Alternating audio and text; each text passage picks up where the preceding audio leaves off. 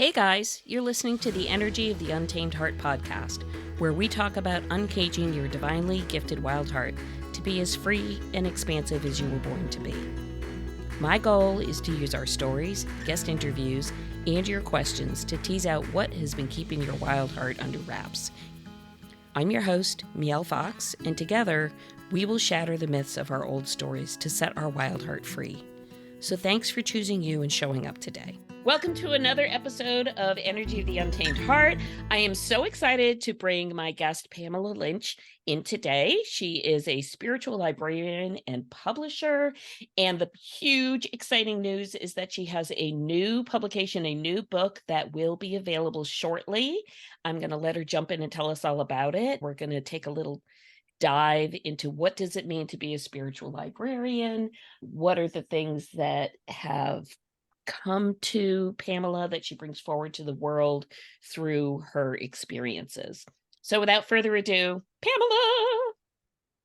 Thank you, Mielle. This is so exciting to be on here with you. Thank you for reaching out and inviting me to come onto your podcast. I am so delighted to have this conversation with you and your audience and our audiences.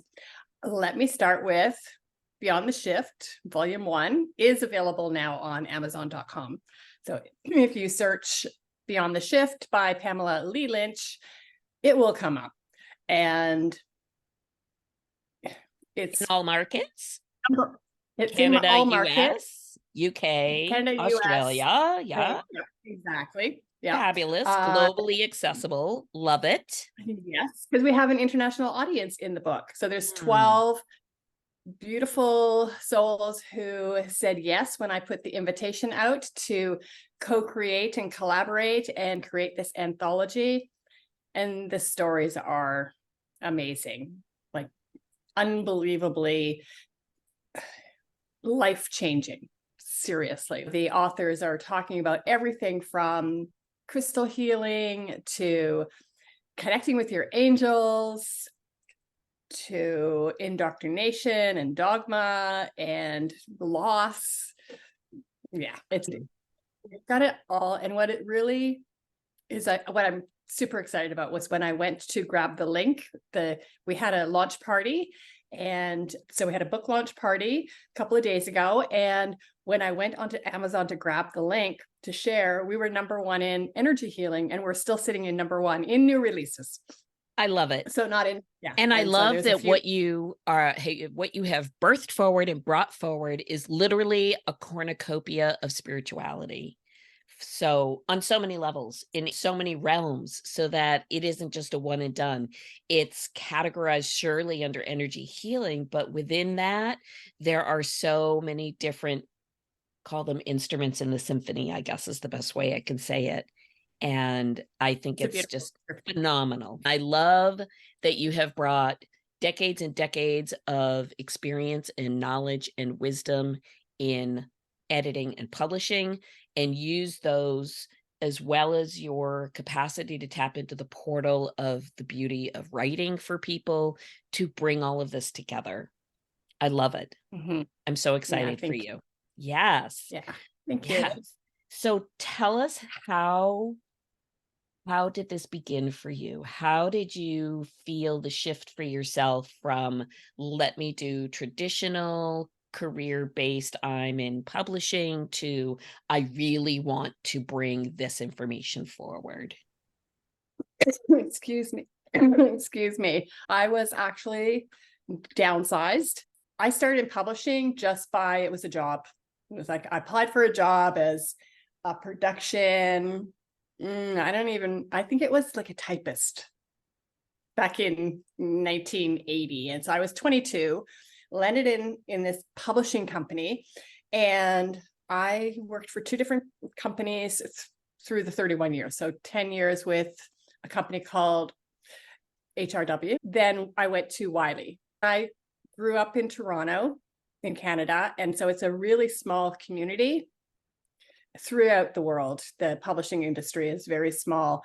And at that time, there was major publishers, mid-sized publishers. Wiley was probably mid-size, and then they acquired Hungry Minds, which was the Dummy series, and Betty Crocker. They left the whole operation in Indianapolis to operate as its own identity and came in under Wiley. So of course it's owned by Wiley. But anyway, I had a beautiful career with them and ended up as an executive assistant, where I sat at the top with the board of directors and learned a lot, because the assistant is the one that actually does all the stuff.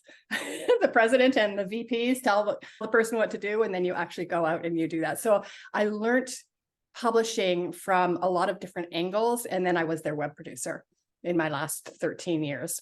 And so it was a beautiful career. And then in 2010, a company called Borders, which is a bookstore down in the States, they closed and went into receivership. So New York is looking for all of the ways to cut costs and to offset that. They looked at Canada. Half of our company was in Canada, was let go. So that was fine. I'm always good with change, right? We do numerology together. And so I'm a 5, which is looking for the change, evolve up through the change. Yeah. Yep. I had this opportunity to do something different. I became a life coach when 2011, nobody really knew what a life coach was. And I needed to do that to go on my own healing journey. And so I dove in. I became a law of attraction life coach with a lady called Christy Whitman in the States, and had a beautiful journey with her.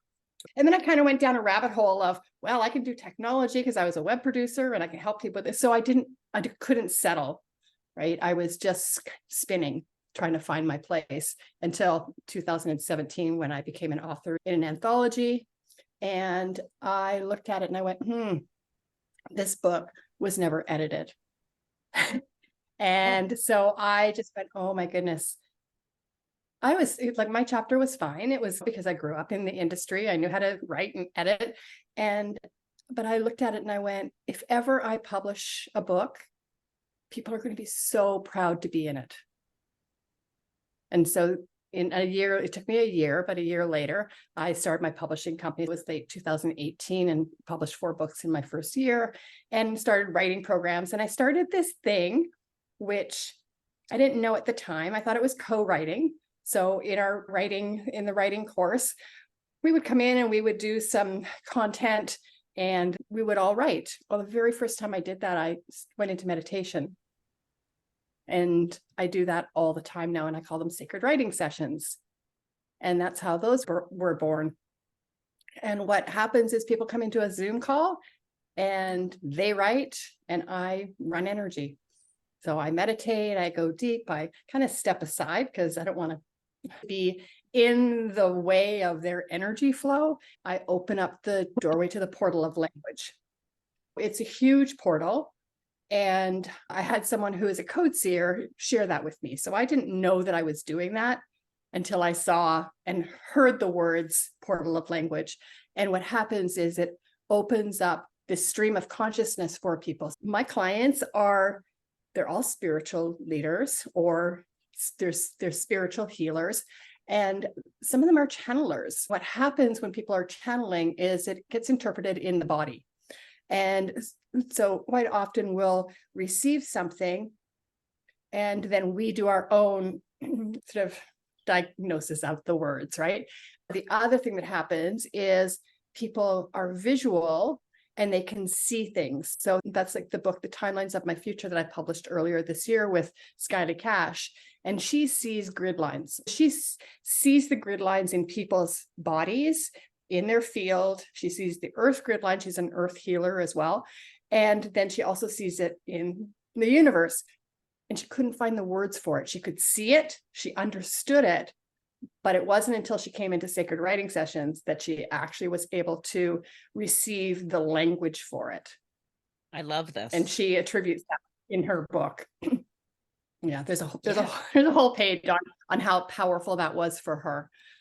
Yeah, it's fascinating, because I really feel a lot of what we talk about on Energy of the Untamed Heart is that we have this beautiful soul essence that is within this human being.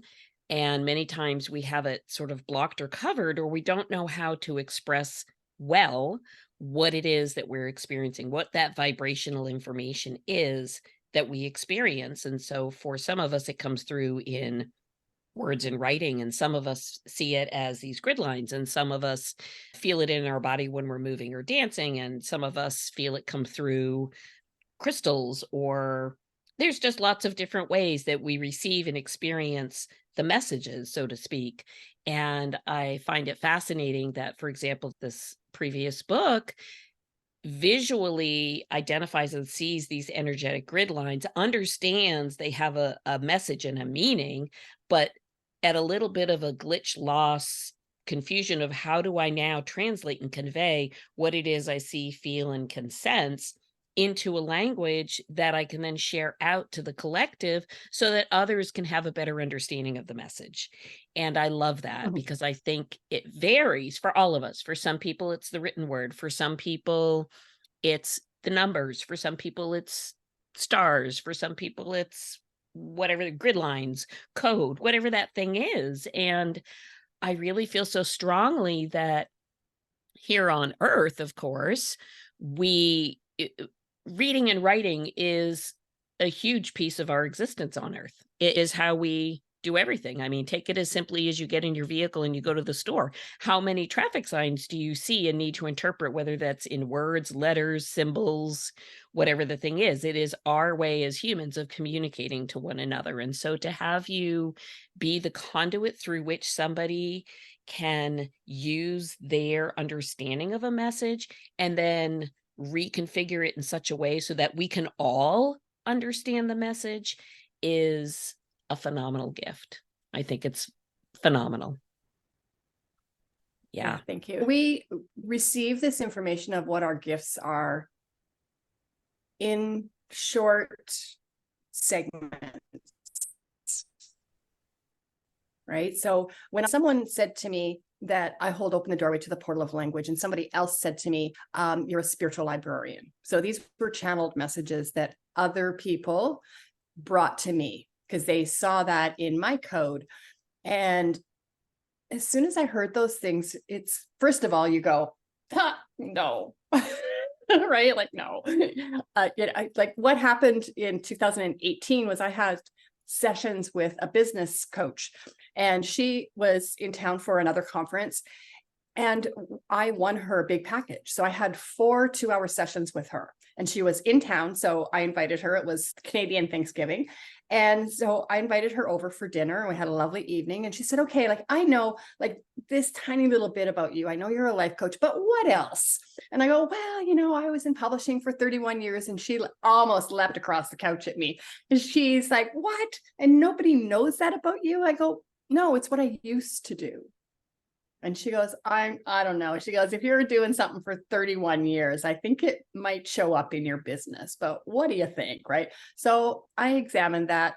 I worked for a whole month, just locking myself away and writing, what would that look like as a business? And what would that first writing program be like? And I just wrote. And then I launched it in November. In January, I had clients, and I had a new publishing client in January. And I think what happens is we try all these different things of what we're maybe supposed to do, what we think we might be good at. But there's one thing that we came here to do. And mine is to help document the shift in consciousness. Yes. And then somebody corrects me. I go, no, you don't help. You do that. You document the shift in consciousness, which is the books, the type of books that I publish. I only publish spiritual books. I only publish books that are going to shift the consciousness. Yes. So the first book was called Metatron's Code, and it was about our belief systems, right? And that's kind of, that started, and it's really the essence of my publishing company is like, if somebody has a golf book, I know people. I'm happy to refer you, right? But it's it's an opportunity to be really select about what we do, and it comes around to us in a way that is kind of unexpected, I think, for the most part, because we're so close to it. Like our friend Megan Alton, she used to talk about how the fish doesn't know it's in water. Right. It just is. It just is. And so what I love about the way you've described this piece of your journey is you said to your business coach, oh, I was in publishing for 31 years. It's what I did. And what I hear when I look to you and I know what I know of you, and that you are a spiritual librarian, that you do hold open the portal of language for the conscious collective, is that is who you be. It is not what you just do. It is who you are. It is your true internal essence. And I think when you're absolutely right, there are many of us in the realm of we want to provide a service, we want to show up, we want to do whatever the thing is, we want to bring our message forward. And so we dibble and we dabble and we try this and we try that. And we keep trying. And it's a little Cinderella like, keep putting on the glass slippers till you get the one that fits. And how do you know when it fits? Because it doesn't pinch your toes anymore, because your foot doesn't fall out of it anymore, because when it's on, it feels like your skin, it feels like you. And so when you finally reach that place that you have been meant to get to all this time, because you could finally hear your heart truly whispering over your mind chatter, and you finally can hear those whispers clearly because they got louder and louder over the years.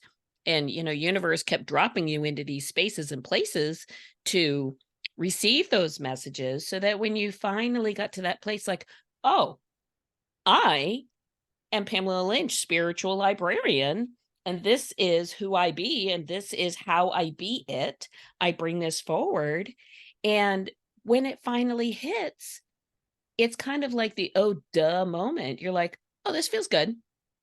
Oh yeah, this feels just, oh yeah, this is it.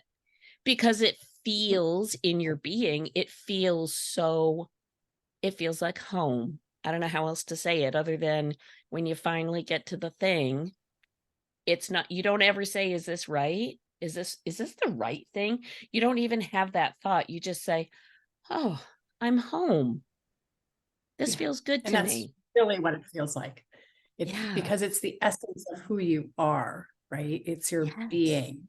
Yes. Right? At the very beginning of it, like when I first lost my job, I was at a networking event and I told somebody that I had been in publishing, and he goes, oh, he was a speaker, and he goes, I have a whole bunch of clients and they all need to write a book. So do you want to collaborate and do some ebooks and things like that? And I'm like, oh yeah, sure. And then I sat down, I went, I don't know how to do that.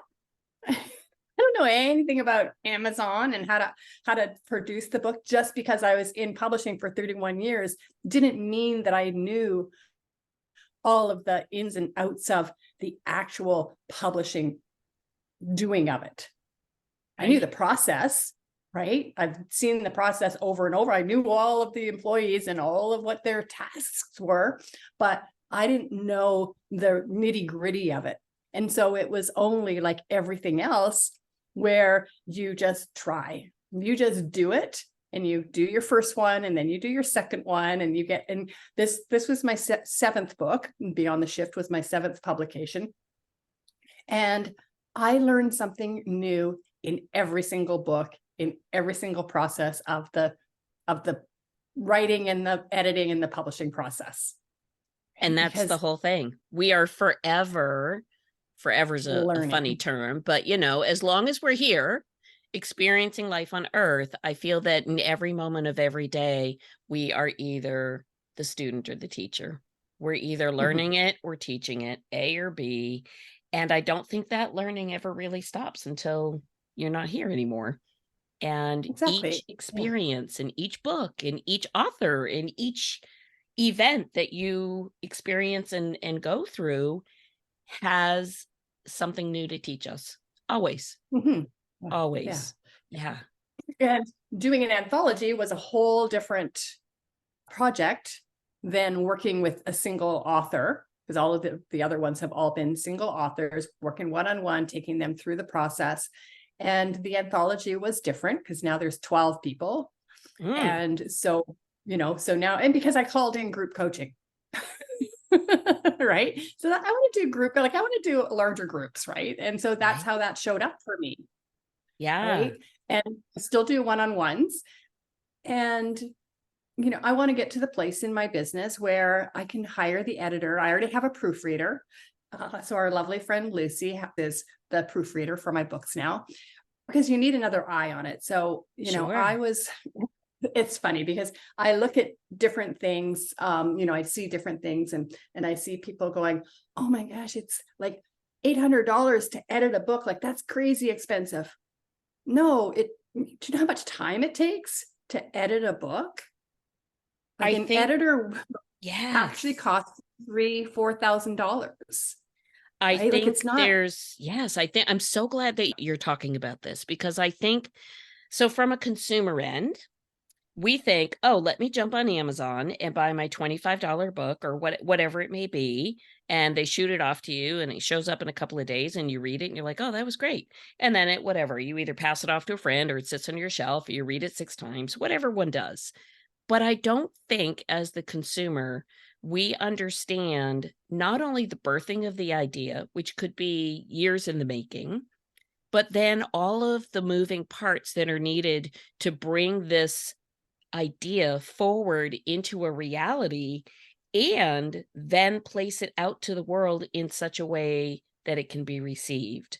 I kind of think back to the old school scribes. You'd have some little old monk hanging out in some dark room with a feather and ink and rewriting things. And I'm thinking, wow, that would be a really slow marketing process, because, whoa, how many dudes do you need to write feather books? So if you bring it back to today's world, I'm like, we have the advent of all of this amazing technology, which definitely helps to make things a little bit more progressive and happen in a timely fashion. But I think as the consumer, we're clueless, to be honest, about what is involved in creating an art of literature for the consumer. And I think the shock when someone says, it's going to run you $800 to have your text edited, and that first time author goes, what? It's because, again, I think there's this elephant in the room. Like, nobody talks about it. Nobody talks about all the knowledge you need to have just to get the thing out on Amazon. Nobody talks about all the behind the scenes ways that things can be kind of railroaded on the journey. To say nothing of the fact, if you want something good, you want somebody with some knowledge and experience to help you do it. So that is why most people don't try to just wing it on their own. They go to the expert like yourself to say, I'm the idea creator. Could you help me birth this into reality? And of course, that comes at an energetic cost, which translate is a dollar cost. I mean, and time. When I first started publishing, so in the 80s and the 90s in book publishing, a higher education, so a college textbook, took 3 years. Oh my God. And a trade book, so this would be considered a trade book. Beyond the Shift is considered a trade book. Trade books took 2 years. And remember that we didn't have digital assets like we have now. A production manager was taking a book and was white taping lines, right? It was like cut and paste. And then when the book went to print, it went to print, and they printed 1,000 copies. Or in the States, they print 10,000. Canada's was always 5% less. It was 5% of the US market. And so we would print 1,000. And if there was a mistake in there, you reprinted it. You waited until you reprinted it and you had a second edition, right? We don't have, I guess Wiley would have, I think, one of their accounting books. It's probably like edition number 23, because it's the textbook that everybody uses in Canada, right? It does take an enormous amount of time. We produced this book. I called in the writers in March and we published it this last week. So it was November the 20th was the day it got launched on Amazon. So we had our launch party on the 24th of November. So it's literally almost like a human birthing, right? It was almost 9 months, really. Yeah.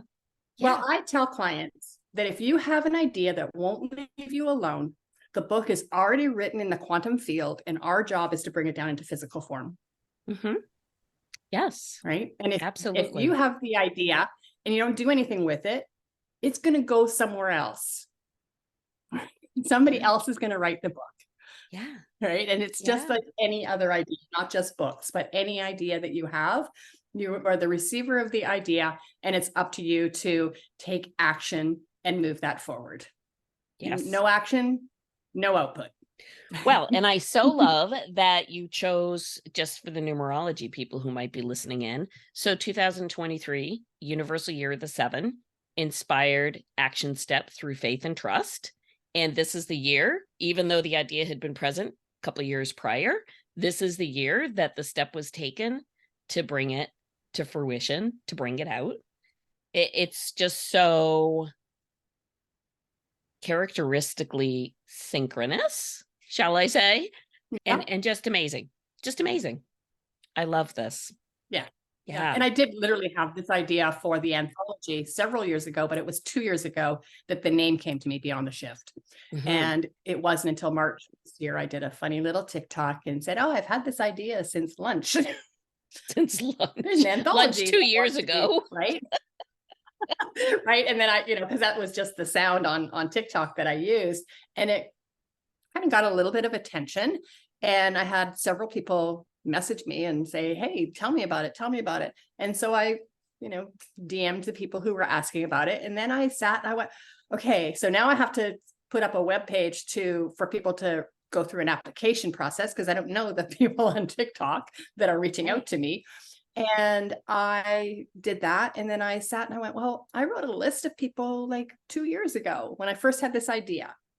And so I reached out to 40 people, and 12 people eventually came through. We started in May, beginning of May. So that was the end of, so 1 month later, we were in sessions starting to talk about writing the book. And what you probably don't know is that so I had two people, Megan Alton and Anne-Marie McKenzie, who were to be in the first book. And then they got busy doing things, life happened, and they came back, each of them individually, and said, hey, is there still room? I went, no, we're in, but I'll be doing more of these. So, let's talk about you being in the second book. So that was great. Put them on the list for the second book, the second volume. And then Anne-Marie came to me in, I don't know, probably September. And I had been busy launching 2 other books. And I need to reach out to more people, because I wanted to start the next project in September, October. And Anne-Marie messages me and she said, how's this idea? What about if we do a new resource for numerologists? And I'm like, well, that's cool. She goes, we call in 13 numerologists to each write a chapter. She goes, because I want to do it, but I don't want to write the whole flipping book. And that's the beauty of the anthologies, is that it's shared effort, time, energy, costs, right? And so, so that's our project now. And there's 10 people who have come in. And so we start in December, right? So it's like the volume 2 is going to be intuitive numerology. And Fabulous. that's what we're calling in, is like, it's people who are in sort of our world of numerologists. They're taught to be intuitive, like they're taught to use their own intuition. Right? Yes. So there's a resource that we use that I only use this whatever page tomb it is for finding out the day and what their birth card is. The only reason I use the book. Right. But so Anne-Marie said to me, she goes, well, because I'm a 5, but I'm also a 6 of diamonds. And she said to me, you're like the second or third 6 of diamonds I've talked to in the last 2 weeks, but go ahead. Oh, is that right? Yes. And I said, no, I don't want to write a chapter. I said, I'm going to be busy doing all the other stuff. Sure. Right? Like, I'm holding the space for the group. I'm leading them through the writing process, the outline, all the editing, and the whole thing. And I said, and I don't want to be known as a numerologist. Fair enough. I'm a publisher. Right. Yes, and so I said, no, I said, 7, we'll find the 5, the 6 of diamonds, Jessica Serrato. Yes. So there's 13 people. Our stories are what engage people, enchant people. Right. And so I said, what I would love to see in the book is the opening of the chapter is to be their story about numerology. And a lot of what I love to talk about, as you well know, is the connection of science connected to spirit, because I feel that they're not separate, they're together, we are both, and there's just showing and teaching people where that bridge is. What does that look like? And so before I took all of my different levels of numerology, I really wasn't 100% clear that this is who I am. This is it. I mean, it just is, it's who I be. And so now that I really fully understand, or close to fully understand, what my capacities are as a 7, but also what my job description is, as how do I show up as a 5 of spades. What an Yeah. exciting endeavor. It's So good. And I didn't come up with that idea. Yeah. That came through one of the other authors who was going to be in the volume 2.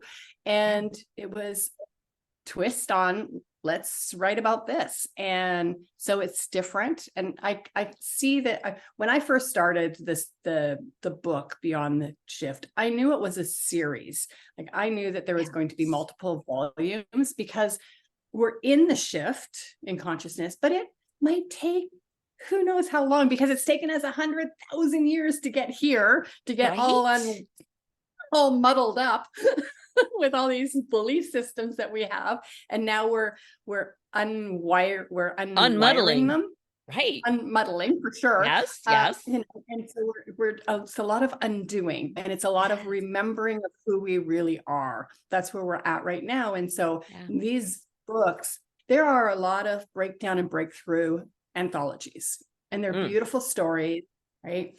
And I wanted it to be, the series to be the story for the person. Like, how did they navigate through their own trauma and transformation? Because it is our wounds that we have that help us to navigate and become who we are. And for it to be that, but also, so how did they go through their transformation, and how do they help other people now?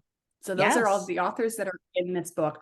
There's a story there, but it's also, and this is the things that I uncovered, right? So one of the authors, she wrote a book about, it's called The First Cut is the Hardest. And it was about her losing her husband, who had fallen from a ladder, and she cared for him for 14 years. And then she went on a spiritual journey. So I first met her through one of my coaches, Christy Whitman. We were in a really small container together. And so we got really deep, and her and I met there. And then she came to me with her book called Married Widow. And so it's been 10 years in the making. And when I approached her about writing this chapter, she was like, oh, that'll be so much easier than trying to finish my book. And so her chapter is about, her husband died, and she wanted something. She went through the grieving process, and still it never leaves. It never ends. It never ends. And so, but she wanted to find a way to remember him. And so he only wore flannel shirts. Didn't matter how hot it was in Colorado, he wore flannel shirts. So he was known for his flannel shirts and his jeans. And so she took all of his, because she couldn't throw them out, right? But she took all of them, and she made a blanket, a lap blanket for the members of her for herself and her members of her family. And so the chapter is called The First Cut is the Hardest.